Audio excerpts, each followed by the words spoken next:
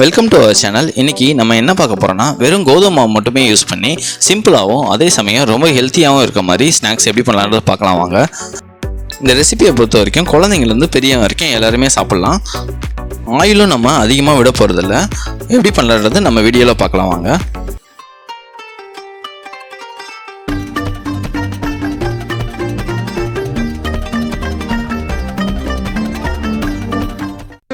First வந்து பார்த்திங்கன்னா வறுத்த வேர்க்கடலை பார்த்திங்கன்னா ஒரு 100 கிராம் அளவு ஆட் பண்ணிக்கோங்க. அதுக்கப்புறம் பார்த்திங்கன்னா பாதாம் வந்து பார்த்திங்கன்னா ஒரு 50 கிராமோட கம்மியாக கூட நீங்கள் ஆட் பண்ணிக்கோங்க. ஆட் பண்ணிட்டு பார்த்திங்கன்னா இது வந்து நல்லா வந்து வறுத்துக்கோங்க.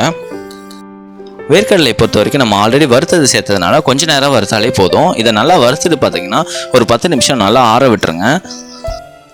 அது ஆறிட்டு இருக்க டைமில் பார்த்தீங்கன்னா கோதுமை மாவு பார்த்தீங்கன்னா ஒரு 1/2 கிலோ அளவு ஆட் பண்ணிக்கோங்க. நீங்கள் கம்மியாக செய்யணும்னு விரும்புனீங்கன்னா ஒரு 1/4 கிலோ அளவு ஆட் பண்ணிக்கலாம். ஆட் பண்ணிட்டு இதை நல்லா வறுத்துக்கோங்க. கோதுமை மாவு பொறுத்த வரைக்கும் இதோட வறுக்கிற டைம் பார்த்தீங்கன்னா இதோட பச்சை வாசனை போகிற அளவுக்கு வறுத்தாலே நீங்கள் போதும். இதை நல்லா வறுத்துட்டு பார்த்தீங்கன்னா ஒரு 5 நிமிஷம் நல்லா ஆற விட்டுருங்க. நெக்ஸ்ட்டு வந்து பார்த்தீங்கன்னா நாட்டு சக்கரை பார்த்தீங்கன்னா ஒரு 1/2 கிலோ அளவு எடுத்துக்கோங்க. எந்த பவுலில் நீங்கள் நாட்டு சக்கரை எடுத்தீங்களோ அதே பவுலில் தண்ணி வந்து ஆட் பண்ணிவிட்டு இதை நல்லா கொதி வர வரைக்கும் வெயிட் பண்ணுங்கள். இது கொதி வர டைமில் பார்த்தீங்கன்னா நம்ம ஆல்ரெடி வேர்க்கடலையும் முந்திரியும் வந்து வறுத்து வச்சுருந்தோம் பார்த்தீங்களா, அதை அரைச்சி வச்சுக்கோங்க. நல்லா வந்து இப்போ பார்த்தீங்கன்னா நல்லா கொதி வந்துருச்சு. இந்த டைமில் பார்த்தீங்கன்னா உப்பு வந்து பார்த்தீங்கன்னா ஒரு பிஞ்ச் அளவு சேர்த்துக்கோங்க. நெக்ஸ்ட்டு வந்து பார்த்தீங்கன்னா ஏலக்காய் தூள் பார்த்தீங்கன்னா ஒரு டேபிள் ஸ்பூன் அளவு சேர்த்துக்கோங்க. ரெண்டுத்தையும் ஆட் பண்ணிட்டு நல்லா வந்து இதை வந்து நல்லா மிக்ஸ் பண்ணி விட்டுருங்க. இந்த ஸ்டேஜில் பார்த்தீங்கன்னா ஒரு 1/2 மூடி தேங்காயில் வந்து ரெடி பண்ண தேங்காய் துருவல் பார்த்தீங்கன்னா ஆட் பண்ணிக்கோங்க. இந்த ஸ்டேஜில் நீங்கள் ஆட் பண்ணுறதுனால உங்களுக்கு அவ்வளோ சீக்கிரம் கெட்டு போகாது. நல்லா கொதிக்கிறது போது நீங்கள் ஆட் பண்ணிக்கோங்க. மோஸ்ட்லி தேங்காய் வந்து நம்ம சேர்த்து செய்யும் போது பார்த்தீங்கன்னா சீக்கிரமாகவே கெட்டு போயிடும். ஆனால் இந்த மாதிரி கொதிக்கும் போது நல்லா ஆட் பண்ணிங்கன்னா இது வந்து ஒரு 2 நாள் வரைக்கும் நம்ம வெளில வச்சு சாப்பிட்டுக்கலாம். இந்த ஸ்டேஜில் பார்த்தீங்கன்னா நீங்கள் கோதுமை மாவு நம்ம வறுத்து வச்சுருந்தோம் பார்த்தீங்களா, அதை வந்து ஆட் பண்ணிக்கோங்க.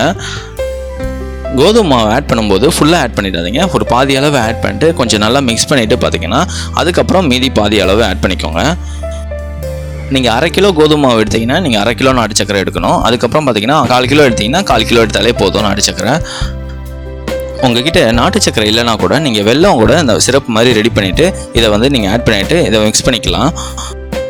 இதை மிக்ஸ் பண்ணுறது பார்த்தீங்கன்னா நீங்கள் சப்பாத்தி மாவு பதத்துக்கு இந்த லெவலுக்கு நல்லா வந்து மிக்ஸ் பண்ணி வச்சுக்கோங்க.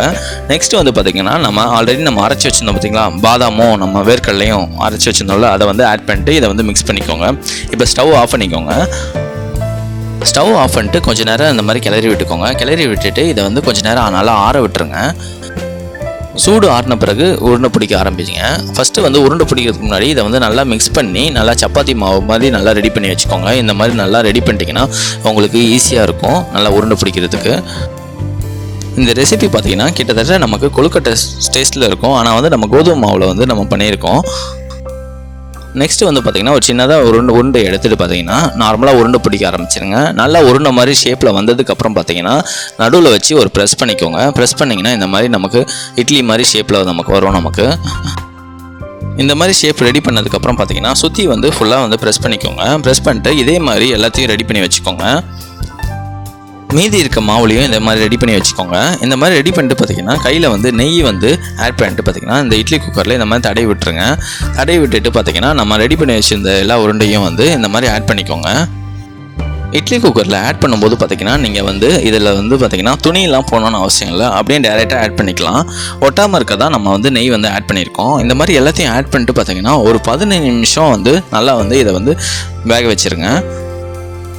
கரெக்டாக 15 நிமிஷம் வேக வச்சதுக்கப்புறம் பார்த்தீங்கன்னா எடுத்து பார்த்தீங்கன்னா தெரியும் உங்களுக்கு நல்லா வந்து இது வந்துருக்கும்.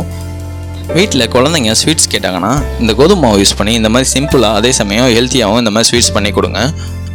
ரொம்ப விரும்பி சாப்பிடுவாங்க. இந்த ரெசிபி பண்ணுறதுக்கு ரொம்பவும் டைமே எடுக்காது. இந்த வீடியோ பிடிச்சிருந்தா வீட்டில் ட்ரை பண்ணி பாருங்கள். மறக்காமல் லைக், கமெண்ட் அண்ட் சப்ஸ்கிரைப் பண்ணிவிடுங்க. தேங்க்யூ.